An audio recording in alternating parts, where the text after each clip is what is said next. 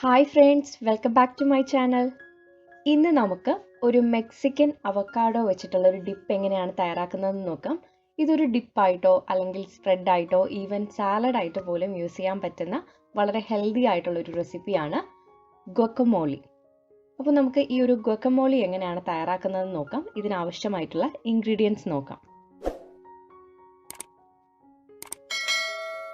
ഗുവക്കമോളി തയ്യാറാക്കുന്നതിൻ്റെ ഒരു main ingredient എന്ന് പറയുന്നത് അവക്കാഡോ തന്നെയാണ്.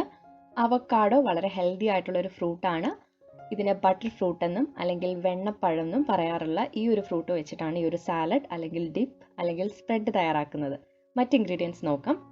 വെളുത്തുള്ളി ചെറുതായിട്ട് ചോപ്പ് ചെയ്തത്, അതുപോലെ സവാള, ടൊമാറ്റോ എല്ലാം ചെറുതായിട്ടാണ് ഇവിടെ ചോപ്പ് ചെയ്തെടുത്തിട്ടുള്ളത്, മല്ലിയില, ഉപ്പ്, കുരുമുളക് പൊടി, ഒലിവ് ഓയിൽ, നാരങ്ങാനീര്. ഇത്രയും ഇൻഗ്രീഡിയൻസ് ആണ് നമുക്ക് തയ്യാറാക്കാനായിട്ട് ആവശ്യമുള്ളത്. വളരെ കുറച്ച് ഇൻഗ്രീഡിയൻസേ ഉള്ളൂ, എന്നാൽ നല്ല ടേസ്റ്റി ആയിട്ടുള്ളൊരു സാലഡാണ്.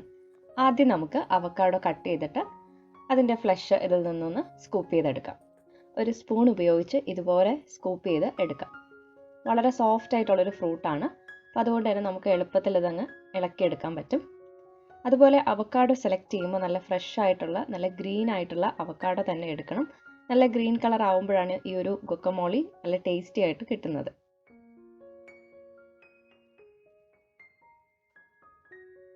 എല്ലാം ബൗളിലേക്ക് ഇട്ട് കൊടുത്തിട്ടുണ്ട്. ഇനി ഒരു ഫോർക്ക് ഉപയോഗിച്ച് ചെറുതായിട്ട് ഇതൊന്ന് ഉടച്ചെടുക്കാം.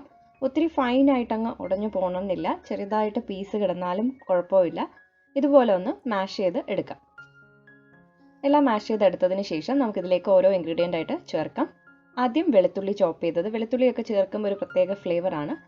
അതുപോലെ കുറച്ച് സവാള, ടൊമാറ്റോ എല്ലാം ഫൈനായിട്ട് ചോപ്പ് ചെയ്തതാണ് ചേർക്കുന്നത്. അപ്പോൾ ഞാൻ പറഞ്ഞ പോലെ ഇതൊരു ഡിപ്പായിട്ടോ അല്ലെങ്കിൽ സ്പ്രെഡായിട്ടോ ഈവൻ സാലഡായിട്ടൊക്കെ യൂസ് ചെയ്യാൻ പറ്റുന്നതുകൊണ്ട് വളരെ ഫൈനായിട്ട് ചോപ്പ് ചെയ്യുന്നതായിരിക്കും കുറച്ചും കൂടി നമുക്ക് കഴിക്കാനായിട്ട് ഒരു ടേസ്റ്റ് കിട്ടുന്നത്. ഇനി നമുക്കിതിലേക്ക് ഒരു പകുതി ചെറുനാരങ്ങയുടെ നീരും കൂടി പിഴിഞ്ഞ് ചേർക്കാം. ഏകദേശം ഒരു 1/2 ടേബിൾ സ്പൂൺ ഉണ്ടാവും. ഇനി ഇതിലേക്ക് പാകത്തിനുള്ള ഉപ്പ്.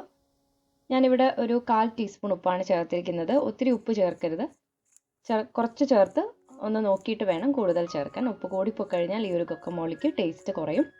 ഇനി ഇതിലേക്ക് നമ്മൾ പാകത്തിനുള്ള കുരുമുളക്, അത് നിങ്ങളുടെ എരിവിനനുസരിച്ച് ചേർക്കാം. അതുപോലെ 1 ടീസ്പൂണോളം ഒലിവ് ഓയിലും കൂടെ ചേർക്കാം. ഇനി ഇതിലേക്ക് ഫൈനലി നമ്മൾ കുറച്ച് ചോപ്പ് ചെയ്തിട്ടുള്ള മല്ലിയിലയും കൂടെ ചേർത്തിട്ടുണ്ട്. ഇനി ചേർത്തിരിക്കുന്ന ഈ ഒരു ചേരുവകളെല്ലാം നന്നായിട്ടൊന്ന് മിക്സ് ചെയ്ത് കൊടുക്കാം. ഇത് നമുക്ക് സാൻഡ്വിച്ചിനകത്തൊക്കെ ഫില്ലിംഗ് ആയിട്ട് കൊടുക്കാൻ പറ്റുന്ന ഒരു റെസിപ്പിയാണ്. ഇത് ഒരുവിധം മെക്സിക്കൻ ഡിഷസിലെല്ലാം സൈഡായിട്ട് വരുന്നതാണ് ഈ ഒരു ഗുവക്കമോളി. അങ്ങനെ മെക്സിക്കൻ അവക്കാഡോ ഡിപ്പായിട്ടുള്ള ഗുവക്കമോളി ഇവിടെ റെഡി ആയിട്ടുണ്ട്. കൂടുതലും നാച്ചോസിൻ്റെ കൂടെയാണ് ഈ ഒരു ഗുവക്കമോളി സെർവ് ചെയ്യുന്നത്, അല്ലെങ്കിൽ കോൺ ചിപ്സ്. അപ്പോൾ നിങ്ങൾ തീർച്ചയായിട്ടും ഇതൊന്ന് ട്രൈ ചെയ്ത് നോക്കുക. നിങ്ങൾക്ക് ഈ വീഡിയോ ഇഷ്ടമാവുകയാണെങ്കിൽ ലൈക്ക് ചെയ്യാനും ഷെയർ ചെയ്യാനും കമൻറ്റ് ചെയ്യാനും മറക്കരുത്. അതുപോലെ ചാനൽ ഇഷ്ടമാണെങ്കിൽ സബ്സ്ക്രൈബ് ചെയ്യാനും മറക്കരുത്. അപ്പോൾ നമുക്ക് വീണ്ടും ഇതുപോലുള്ള റെസിപ്പീസുമായിട്ട് കാണാം. Till then, thank you for watching.